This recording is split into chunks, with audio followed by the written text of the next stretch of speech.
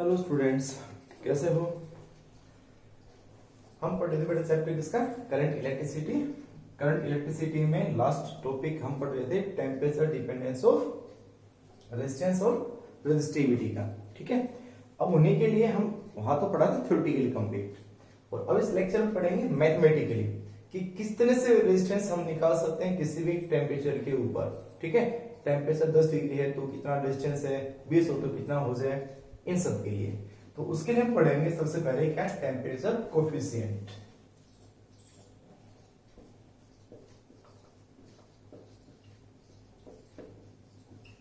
Temperature coefficient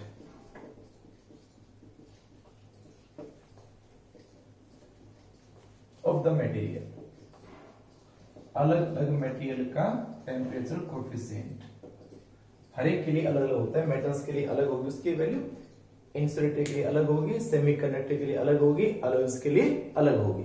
ठीक है, तो टेम्परेचर कोफिशिएंट कैसे हम निकालेंगे उन सभी के लिए। तो सबसे पहले हमने एक बात पढ़ी थी, क्या भाई, कि टेम्परेचर चेंज होने से उनका क्या चेंज होता है, रेजिस्टेंस, चाहे बढ़े चाहे वो घटे। ठीक है, तो वो किन पे डिपेंड करेगा, चेंज इन रेजिस्टेंस। तो हम मान लेते हैं वो बात बेटा कि इनिशियली मान लो टेम्परेचर लेट इनिशियली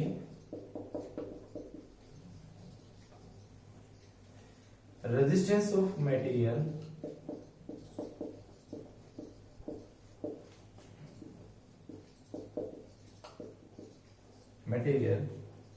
जो हमारे पास है वो है आर नोट।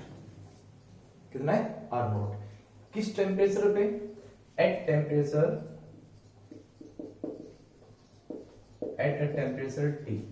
टी मानते हैं। ठीक है, उसके बाद हम उसको टेम्परेचर बढ़ा रहे हैं आफ्टर चेंजिंग कर देते हैं, इंक्रीजिंग के बजाय आफ्टर चेंज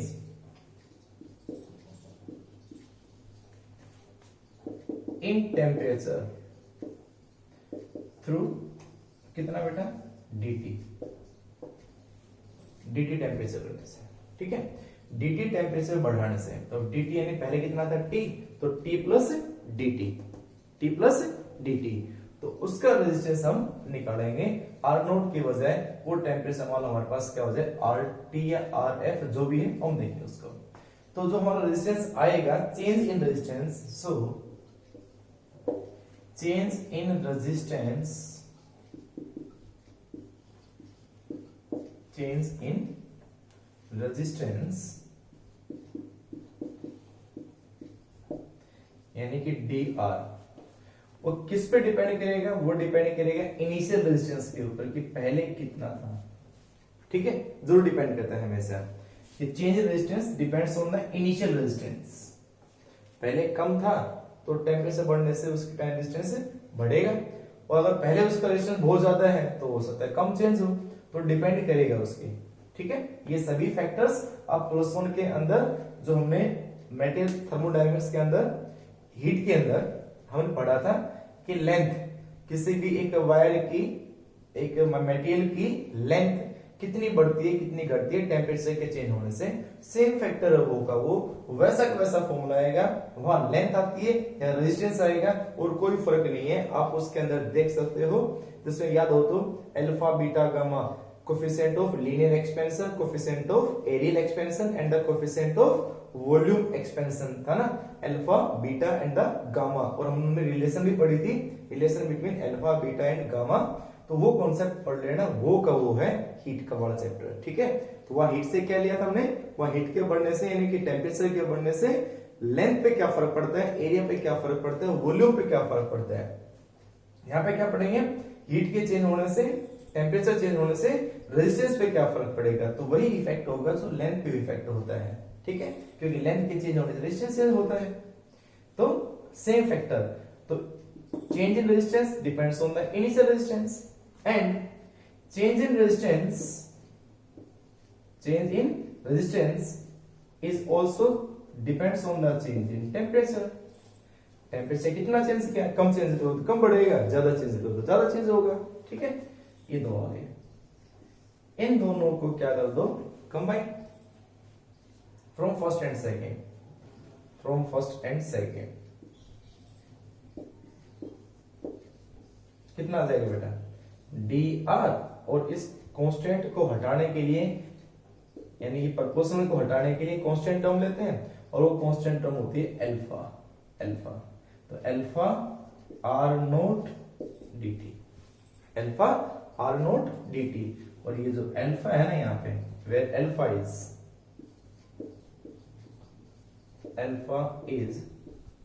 टेम्परेचर कोफिशिएंट, यही है temperature coefficient, temperature coefficient of the material, ये है बेटा।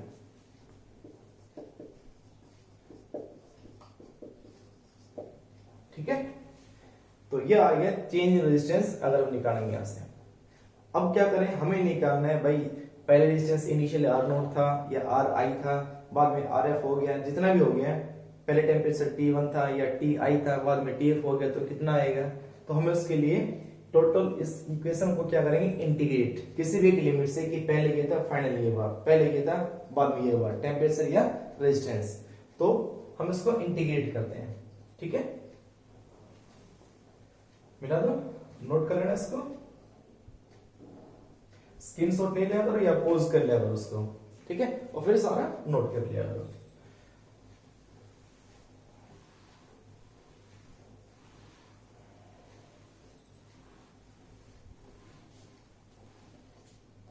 इंटीग्रेट करो इक्वेशन थर्ड को, dr। तो यहां alpha, alpha is a constant term, R nought initial resistance, initial resistance initial चीज कभी चेंज नहीं होती है, तो ये कांस्टेंट टर्म है, अल्फा कांस्टेंट टर्म है, तो अल्फा आर नोट बाहर कर दो, इंटीग्रेट dt। जब टेम्परेचर कितना था, मान लो T1 या Ti कहते हैं, Ti इनिशियल टेम्परेचर, तो उसका रेजिस्टेंस क्या था, Ri इनिशियल रेजिस्टेंस। जब टेम्परेचर हुआ TF, तो उसका रेजिस्टेंस क्या होगा, Rf। ठीक है, initial resistance, initial temperature, final temperature, final resistance. तो dr का क्या होगा, R, लिमिट पुट करोगे तो क्या हो जाएगा, Rf माइनस Ri। ठीक है, is equal to alpha R nought, क्या बना, dt का t, लिमिट पुट करोगे तो ये Tf माइनस Ti। ठीक है, final temperature minus initial temperature, final temperature initial temperature को माइनस करोगे तो क्या कहलाएगा, चेंज इन टेम्परेचर। और मुझे अगर निकालना हो Rf, तो Rf मींस फाइनल रेजिस्टेंस, तो Ri इधर जाएगा, प्लस का हो जाएगा Ri plus alpha R nought into Tf minus Ti, कितना होगा, डेल्टा T। अब आप ये देखो, हमारा इनिशियल रेजिस्टेंस हमने क्या माना था, आर नोट, क्या माना था, आर नोट। तो अब सीधा यही कह दो ना, एक काम करो, हमारा इनिशियल रेजिस्टेंस कितना था, आर नोट, तो उसको आर नोट ही मान लो। ठीक है, आर नोट पे आर नोट लिखा हमने, तो आर नोट से आर एफ, तो ये क्या बन जाएगा, R F minus R nought, ये क्या कहलाएगा, आर नोट। ठीक है, क्योंकि हमने इनिशियल रेजिस्टेंस को मैंने लिखा था यहाँ पे, इनिशियल रेजिस्टेंस क्या था, आर नोट था एट टेम्परेचर T पे, तो आर नोट से आर एफ, तो R F minus R nought, तो आर एफ यहाँ है तो आर नोट उधर जाएगा, तो प्लस का हो जाएगा alpha R nought delta T, delta T क्या है, Tf माइनस Ti। इन दोनों में से आर नोट कॉमन, तो आर एफ कितना बचेगा, एक काम करेगा, पहले टेम्परेचर कोफिशिएंट की वैल्यू निकालें, तो हम ये इक्वेशन यूज करेंगे बाद में। बार ये इक्वेशन आ गई नंबर 4। ठीक है, आर एफ यानी इन दोनों में कॉमन क्या आ गया, आर नोट, आर नोट क्या बचा, 1 प्लस अल्फा डेल्टा टी। तो किसी भी चेंज इन टेम्परेचर के कारण, कि टेम्परेचर पहले कितना है बाद में कितना हुआ, उसके कारण कितना रेजिस्टेंस आएगा, उसके लिए इनिशियल रेजिस्टेंस पता होना चाहिए, अल्फा पता होना चाहिए। तो अल्फा टेम्परेचर कोएफिशिएंट पता है, चेंज इन टेम्परेचर पता है, इनिशियल रेजिस्टेंस पता है, तो हम क्या निकाल सकते हैं, फाइनल रेजिस्टेंस, कि किसी भी टेम्परेचर, कितने टेम्परेचर बढ़ाने से कितना रेजिस्टेंस आएगा, वो रेजिस्टेंस निकालेंगे। ठीक है, ये आ जाएगा यहाँ से। और अगर हमें निकालना है क्या, अल्फा टेम्परेचर कोएफिशिएंट, तो यहां से निकालोगे, नोट कर लेना इसको,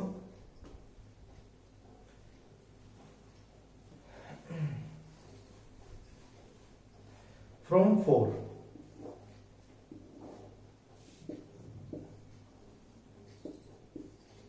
alpha alpha is equal to R F minus R nought, इधर जाएगा ये R F minus R nought divide by क्या आएगा आर नोट, और ये क्या है change in temperature.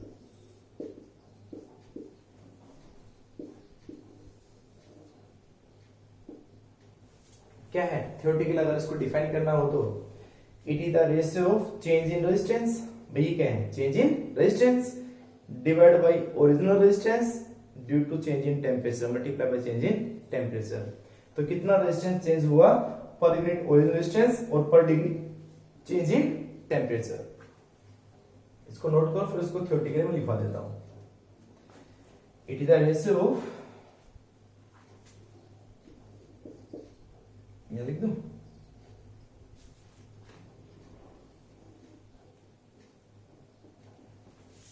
it is the ratio of change in resistance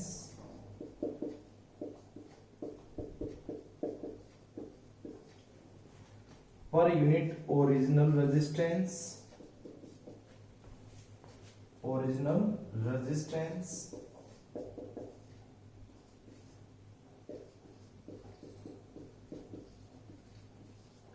per degree change in temperature, per degree change in temperature।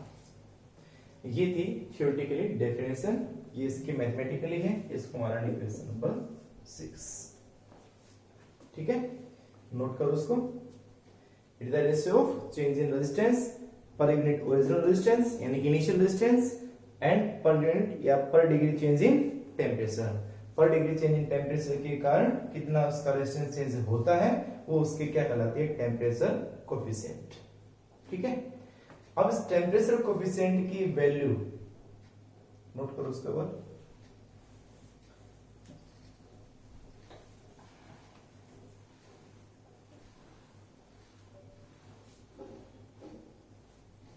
Value of alpha,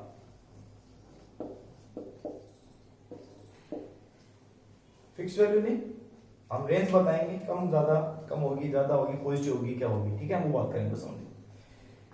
हम ये मानते हैं alpha is nearly independent, alpha हमेशा किसी भी मटेरियल का चेंज नहीं होता है। ठीक है, हम कांस्टेंट मान के चलते हैं, अल्फा इज ए कांस्टेंट। ठीक है, किसी मटेरियल का अल्फा चेंज नहीं होता है। अब बात हम करें, हमारे पास तीन तरह के मटेरियल थे मेन। तो पहला क्या था फॉर मेटल्स, है ना,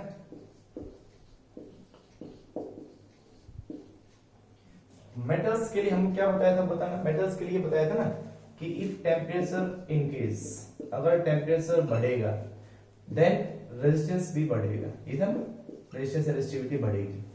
हम इसके बाद ये रेजिस्टेंस निकाला है हमने, temperature coefficient of the material, resistance से निकाला, रेजिस्टेंस का फॉर्मूला निकाला, हम रेजिस्टिविटी भी निकालेंगे इससे। ठीक है, इसी से निकाल देंगे। तो ये पढ़ा था हमने, if temperature increase resistance increase. Clear, तो अब इनमें ये बताओ अल्फा की क्या वैल्यू ली जाए कि टेम्परेचर बढ़ने से, चेंज इन टेम्परेचर बढ़ने से Tf minus Ti, change in temperature बढ़ने से रेजिस्टेंस बढ़ जाए, ये बढ़े। अगर अल्फा नेगेटिव हो गया, ये नेगेटिव यानी ये नेगेटिव हो गया, अगर ये नेगेटिव हो गया तो ये टोटल वैल्यू 1 में से माइनस होगी, 1 में से माइनस होगी तो ये रेजिस्टेंस तो कम आएगा। लेकिन ये रेजिस्टेंस Rf बढ़ना चाहिए, इनिशियल से ज्यादा होना चाहिए, लेकिन अल्फा अगर नेगेटिव हो गया तो ये तो कम आएगा। इसका मतलब क्या होगा, फॉर द मटेरियल्स अल्फा जो होगा इज पॉजिटिव, स्मॉल वैल्यू होगी और पॉजिटिव होगी, अल्फा इज पॉजिटिव। ठीक है, दूसरा फॉर सेमीकंडक्टर, सेमीकंडक्टर के लिए क्या बताया था मैंने, सेमीकंडक्टर के लिए बताया था मैंने कि अगर टेम्परेचर बढ़ेगा तो उनका रेजिस्टेंस कम होगा, तो उसके लिए अल्फा क्या आना चाहिए, नेगेटिव। तो सेमीकंडक्टर के लिए alpha is negative, alpha is negative.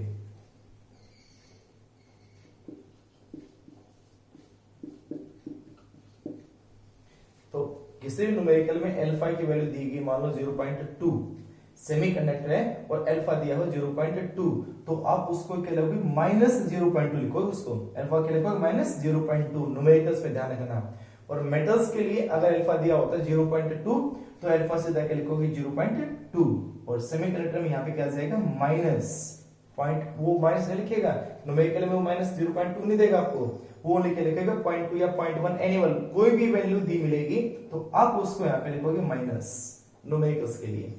For the semiconductor alpha is negative. दो बातें क्लियर। इंसुलेटर के लिए भी क्या आएगी, नेगेटिव आएगी। बाकी आपको इंसुलेटर का कोई न्यूमेरिकल नहीं देगा, कोई क्वेश्चन नहीं पूछेगा आपसे, बस ओनली मेटल्स, सेमीकंडक्टर, और थर्ड क्या थी, अलॉयज। इंसुलेटर छोड़ दो।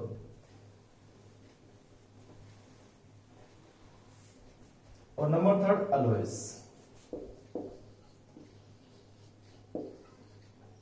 और अलॉयज के लिए मैंने आपको क्या बताया था, दे आर नियरली इंडिपेंडेंट, ये था ना, they are nearly independent on their means their resistance,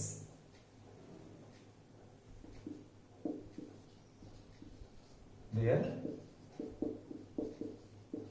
resistance nearly independent on temperature।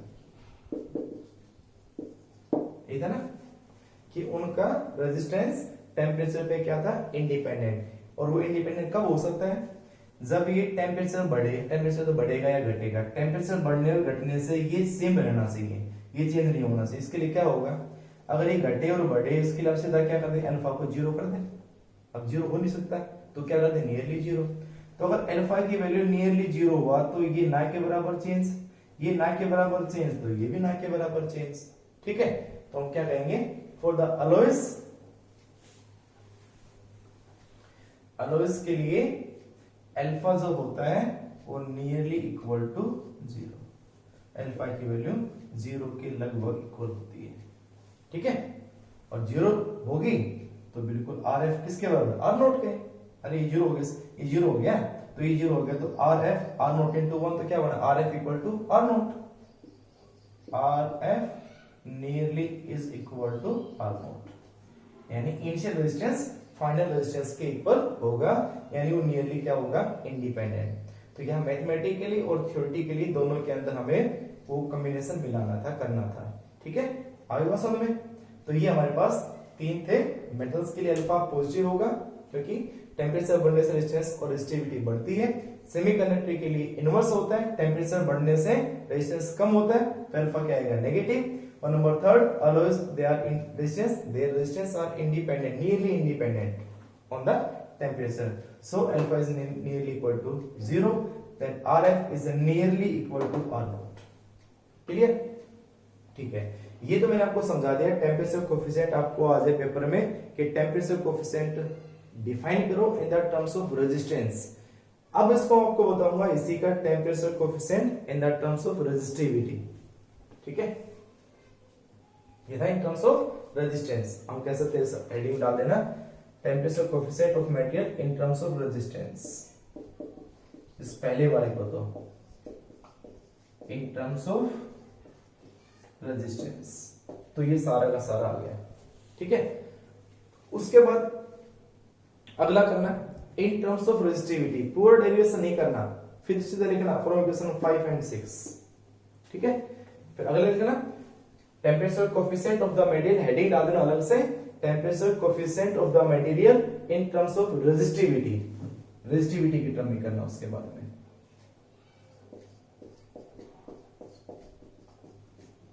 Resistivity, resistivity की टर्म में, तो रेजिस्टिविटी की टर्म में करोगे, इसको नोट करो पहले अच्छे से। तो रेजिस्टिविटी की टर्म में करोगे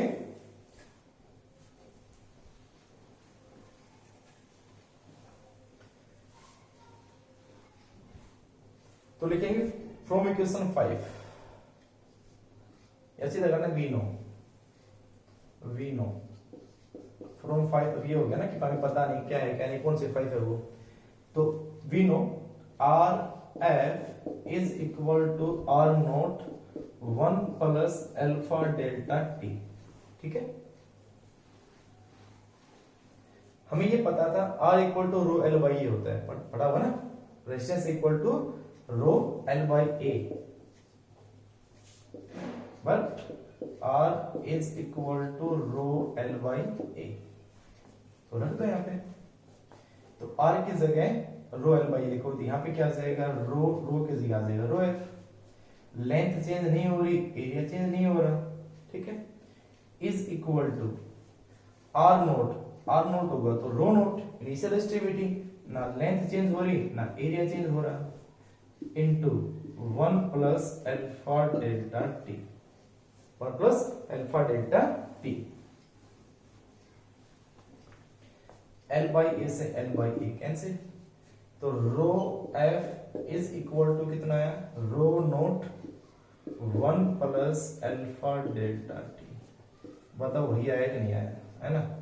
तो मैंने आपको बताया था, ऊपर लिखा था रेजिस्टेंस एंड रेजिस्टिविटी या रेजिस्टेंस और रेजिस्टिविटी सेम इफेक्ट होता है टेम्परेचर चेंज होने का, तो वही सेम फॉर्मूला आ गया। नंबर सेकंड, और अगर आपसे पूछे टेम्परेचर कोएफिशिएंट की डेफिनेशन क्या होगी, तो टेम्परेचर कोएफिशिएंट की डेफिनेशन क्या होगी, alpha is equal to rho F minus rho nought divide by rho nought into delta T. तो उस थ्योरेटिकल डेफिनेशन को अपने आप लिख लेना, क्या कि it is the ratio of change in resistivity per unit original resistivity पर डिग्री चेंज इन टेम्परेचर, ठीक है। अच्छा, वहां पे मैंने एक यूनिट भूल गया बताना इसकी, अल्फा की एसआई यूनिट क्या होगी, एसआई यूनिट ऑफ अल्फा क्या, भाई रेजिस्टिविटी कैंसिल, मतलब रेजिस्टिविटी ऊपर रेजिस्टिविटी है नीचे रेजिस्टिविटी है, रेजिस्टिविटी की यूनिट क्या थी बेटा, ओम मीटर, है ना। तो हम इसको हटा दें, ये ओम मीटर हो गया, ये हो गया कैंसिल, तो नीचे क्या बचेगा, ओनली डेल्टा टी, यानी अल्फा में ओनली यूनिट क्या है, 1 बाई रेसिप्रोकल ऑफ टेम्परेचर, और रेसिप्रोकल ऑफ टेम्परेचर है चेंज इन टेम्परेचर, टेम्परेचर होता तो क्या आता, केल्विन इनवर्स आ जाती है इसकी यूनिट, लेकिन चेंज इन टेम्परेचर तो क्या होगा, आप कोई भी लिख सकते हो, क्यों, क्योंकि मान लो केल्विन चेंज हुआ 10 से 20, तो सेल्सियस भी दिया होता कोई ना कोई, तो वो भी चेंज होता सेम, है ना। तो उनका वेरिएशन चेंज इन टेम्परेचर तो सेम रहना है, चाहे वो सेल्सियस में रहो चाहे वो केल्विन में रहो, ठीक है। जैसे रूम टेम्परेचर कितना होता है 27 से बढ़ के कितना हो गया, मान लो 30, तो कितना बढ़ेगा 3, तो 27 डिग्री सेल्सियस कितना केल्विन, 300 केल्विन, तो 300 केल्विन हुआ तो 27 के बराबर, और 303 केल्विन किसके बराबर, 30 डिग्री के बराबर, तो कितना बढ़ा, सेल्सियस में 3 बढ़ा और केल्विन में 3 ही बढ़ा, तो चेंज इन टेम्परेचर में तो यूनिट आप कोई भी डाल सकते हो, पर डिग्री सेल्सियस या फिर पर केल्विन, आपकी मर्जी है, क्योंकि this is the change in temperature not temperature, ठीक है। तो ये था temperature coefficient of the material in the terms of resistance and the resistivity. मैं इसको आप एक क्वेश्चन करवाता हूं, बाकी जो क्वेश्चंस हैं वो नेक्स्ट लेक्चर में करेंगे, पहले इसको देखो भाई, एक एग्जांपल है थ्योरेटिकल, उसको बता सकते हैं। देखो बेटा, फिर उसके न्यूमेरिकल्स भी करेंगे।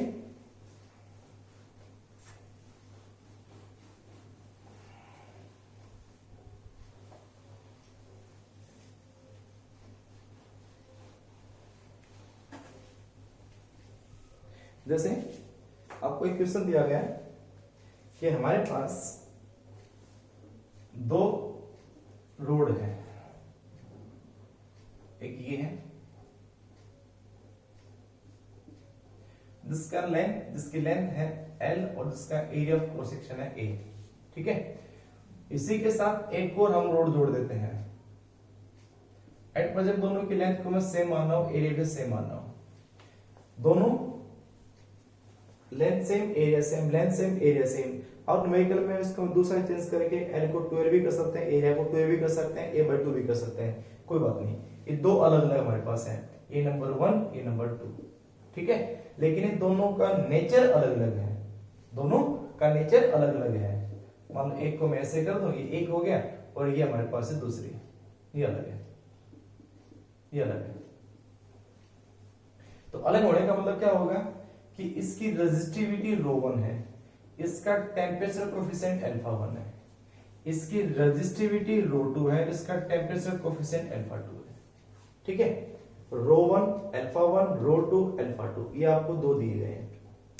ठीक है, अब बात ये है, इनमें क्वेश्चन क्या दिया हुआ है, what is the relation, what is the relation between ρ1 α1 ρ2 α2। ठीक है, such that their combined resistance जो होगा, combined resistance अब कैसे जुड़े हुए सीरीज में, is independent on temperature, independent of temperature कर सकते हो। ठीक है, तो हमने फिलहाल at present same area same length लिया है, बस ओनली उनका नेचर ρ1 ρ2 α1 α2 टेम्परेचर कोएफिशिएंट अलग ले लिया, और कंडीशन इनमें सभी में क्या निकालनी है, रिलेशन निकालनी है कि उनका कंबाइंड जो रेजिस्टेंस है वो नियरली या इंडिपेंडेंट हो किसके ऊपर, टेम्परेचर के ऊपर। ठीक, तो पहले इनिशियल रेजिस्टेंस निकालो कंबाइंड, जब उनको क्या किया था, टेम्परेचर चेंज नहीं किया था, उसके बाद टेम्परेचर चेंज करेंगे तो क्या आएगा, उसके वैल्यू निकालते हैं। देखो भाई, उसके बाद सबसे पहले इनिशियल रेजिस्टेंस कितना होगा, देखो initial combined resistance, initial combined resistance, combined resistance, तो initially combined resistance R I किसके इक्वल, मान लेते हैं एक रेजिस्टेंस है R1 एक R2, मान लेते हैं बस वो, हमारा आंसर R1 R2 में नहीं आना चाहिए क्योंकि हमने माना है, आंसर किन में आना चाहिए, ओनली इनमें आना चाहिए। तो एक का रेजिस्टेंस हो गया R1 मान लिया, एक को R2 मान लिया, वो हो गया R इनिशियल नंबर 1। फिर जो RF होगा वो क्या होता है, चेंज इन टेम्परेचर के बाद में, after temperature, after change in temperature, change in temperature delta T. ठीक है, फाइनल कंबाइंड रेजिस्टेंस कितना होगा, फाइनल कंबाइंड रेजिस्टेंस RF कितना आ जाएगा बेटा, वो R1 डैश मान लेता हूं, R2 डैश मान लेता हूं।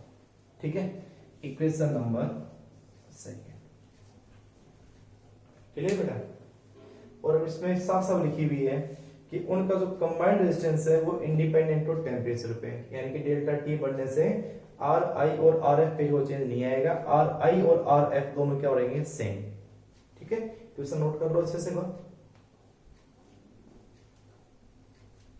अच्छा, R I equal to R F put करो, अभी है जगह नहीं चली देता हूं मैं, R I is equal to R F, R I की वैल्यू हमारे पास कितनी है, R1 plus R2 is equal to R F कितना है, R1 dash plus R2 dash, equation. अब R1 डैश और R2 डैश वो कितना है वो देखो बेटा, कैसे निकालोगे इसका, बेटा दो।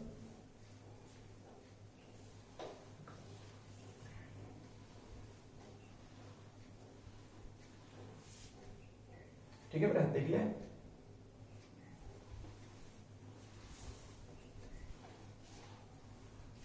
देखो R1 dash, R1 dash, R1 dash का मतलब फाइनल रेजिस्टेंस पहले वाले का, तो R1 डैश पहले कितना था, R1 था, R1 डैश पहले क्या था, R1 था, और R2 डैश पहले कितना था, R2 था। तो हमने एक रिलेशन पढ़ी थी, याद होगी कि RF is equal to R0 1 plus alpha delta T, उसी को लिखे यहाँ हम फॉर्मूला बना लेते हैं, क्या बनेगा बताओ। तो R1 डैश यानी कि final resistance is equal to initial resistance, तो इनिशियल कौन सा था, R1 था, into 1 plus alpha delta T, अगर 1 है तो ये क्या आ जाएगा, अल्फा 1, टेम्परेचर चेंज दोनों में सेम ही होगा, तो दोनों में डेल्टा टी, ठीक है। सिमिलरली R2 डैश क्या बनेगा बेटा, R2 डैश का इनिशियल कौन था, R2 था, इंटू 1 प्लस कोफिशिएंट अल्फा 2 हो जाएगा डेल्टा टी। आप इस R1 डैश R2 डैश की वैल्यू को इक्वेशन नंबर 3 में पुट करें, 14 थर्ड, तो R1 प्लस R2 किसके इक्वल, R1 डैश ये है R1 1 plus alpha 1 delta T plus R2 dash क्या है, R2 1 plus alpha 2 delta T, ठीक है। सोल्व करो इसको, तो ये आ जाएगा R1 plus R2 is equal to R1 plus R1 alpha 1 delta T, ठीक है। आगे चलो, R2 plus R2 alpha 2 delta T, R1 से इधर कट जाएगा भाई, इधर आए दोनों माइनस के होंगे, कट जाएंगे, इधर क्या बचेगा 0, इधर क्या बचेगा डेल्टा टी, दोनों में कॉमन आ जाएगा, क्या बचेगा R1 alpha 1 plus R2 alpha 2, ठीक है। चलो आगे, अब हमारे पास R तो है ही नहीं, हम उसको लेंथ में चेंज करेंगे, एरिया में चेंज करेंगे, कर सकते हैं, नोट करो नीचे पहले बार,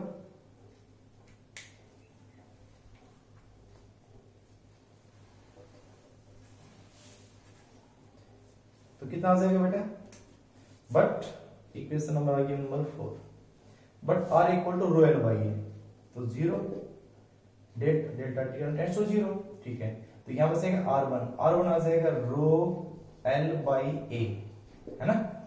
तो रो पहले वाले का रो क्या था, रो 1, लेंथ और एरिया दोनों का बराबर। अब बात यहां आ गई ना कि दोनों का लेंथ और एरिया अगर बराबर था तो एल और ए लिख दो, अगर लेंथ और एरिया अलग अलग है, एक का एल और एक का ए है, एक का 2 है एक का 2 है, तो अलग अलग लिख दो, प्लस R2 क्या है, रो 2 L डिवाइड बाई ए, इसके साथ में क्या था ये अल्फा 1, इसके साथ क्या है अल्फा 2, ठीक है।